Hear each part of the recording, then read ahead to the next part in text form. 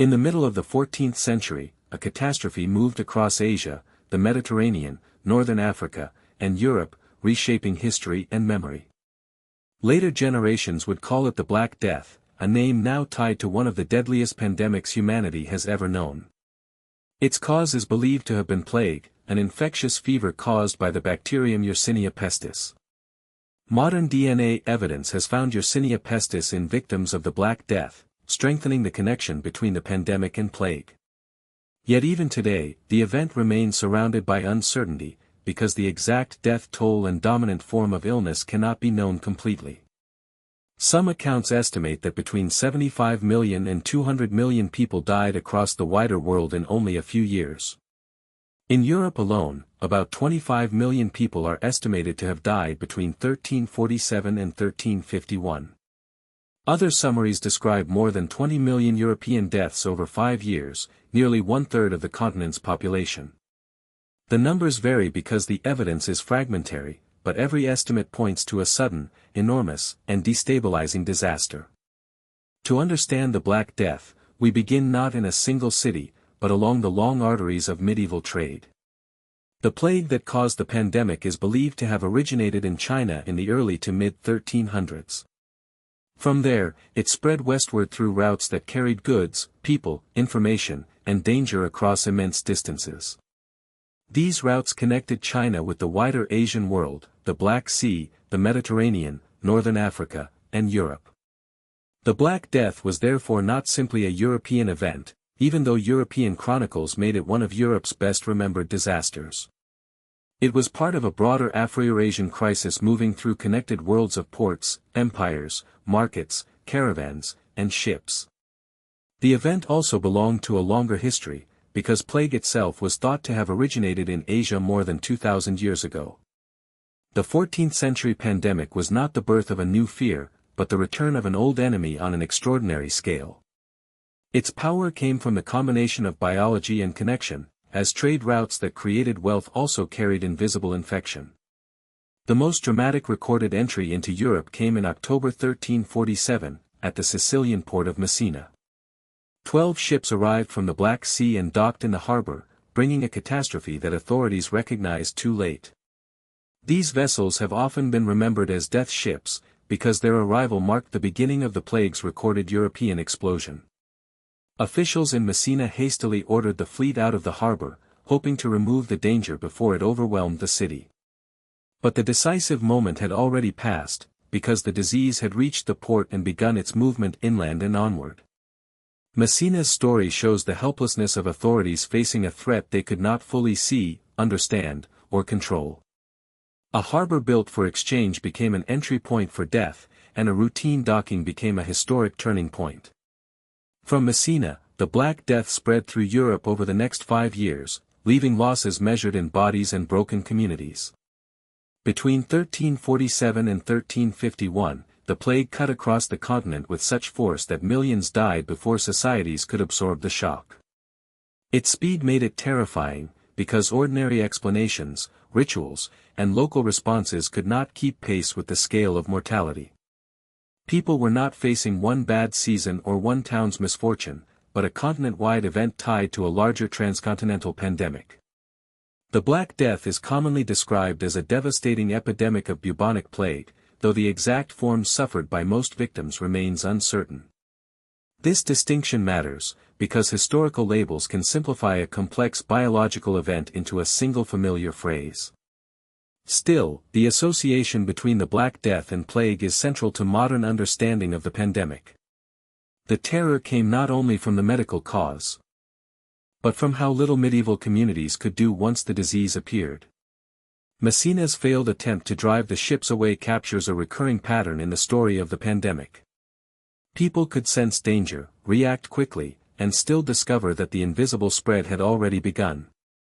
The plague crossed boundaries that rulers, city officials, and households tried to defend, because commerce had already linked distant regions. Its westward movement from China shows how deeply connected the medieval world had become before the crisis. This was not modern globalization, but it was strong enough to carry a deadly infection across continents. The pandemic also intersected with the world of the Mongol Empire and its successor realms. Regions associated with the Golden Horde in Russia and the Ilkhanate in Persia were part of the wider political and commercial landscape. These references remind us that plague moved through a world shaped by steppe empires, trade corridors, and vast zones of exchange. The Black Sea connection to Messina places the European outbreak inside that larger network, not outside it. The ships that reached Sicily did not come from nowhere, but from a sea linked to broader routes of commerce and imperial contact. Sources also connect the pandemic to regions beyond Europe, including discussion of its effect on India. Even when surviving accounts emphasize Europe, the larger frame remains Asian, Mediterranean, African, and transcontinental. Europe's experience, however, became one of the clearest measures of the catastrophe's intensity. If about 25 million Europeans died between 1347 and 1351, the pandemic removed an enormous share of the population within one generation. If more than 20 million died in 5 years, the loss amounted to nearly one-third of Europe's people. The uncertainty between these estimates does not weaken the story, because both describe mortality high enough to transform daily life. A village, town, monastery, port, marketplace, or family facing such losses would not experience the pandemic as statistics. They would experience it as repeated rupture, with neighbors, relatives, workers, clergy, and leaders disappearing in rapid succession. Every death toll is an abstraction, but the Black Death forces abstraction because the individual stories are too many to count. By 1348, the plague had reached London, adding one of Europe's major urban centers to the spreading map of disaster. London matters not only as a historical marker, but because later scientific study examined plague victims buried there. Centuries after the pandemic, researchers turned to skeletal remains to ask whether the Black Death killed randomly or selectively. Anthropologist Sharon DeWitt studied this question during her doctoral research at Pennsylvania State University and later at the University of South Carolina. She compared skeletal remains of plague victims with other medieval skeletons buried in ordinary, non-plague cemeteries. Her work addressed a deceptively simple problem, because a pandemic so overwhelming can appear to strike without pattern. The question was whether the Black Death represented a selective form of death. If the plague killed selectively, then pre-existing frailty, health, or other biological conditions may have influenced who was most likely to die. If it killed without selection, then survival would have been more a matter of chance amid widespread exposure. The phrase, "what doesn't kill you makes you stronger," has appeared in discussion of the plague's mark on Europe's population. That phrase does not soften the catastrophe, but it raises the possibility that survivors were biologically shaped by the event. A pandemic of such scale could leave traces not only in chronicles and graveyards, but in later generations. Skeletal evidence extends the history of the Black Death beyond the years 1347 to 1351. It asks what the dead can reveal about the living, and what mass mortality can reveal about vulnerability.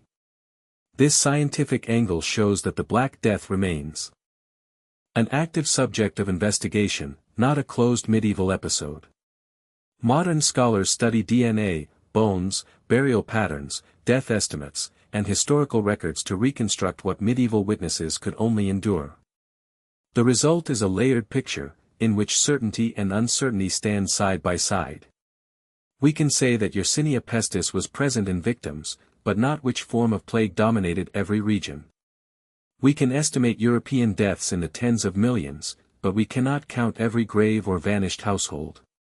We can identify Messina in October 1347 as a pivotal European entry point, but not reduce the entire pandemic to one harbor.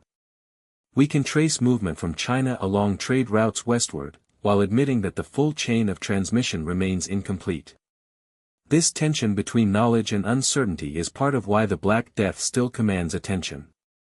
It is horrifying because of what is known, and haunting because of what cannot be fully recovered.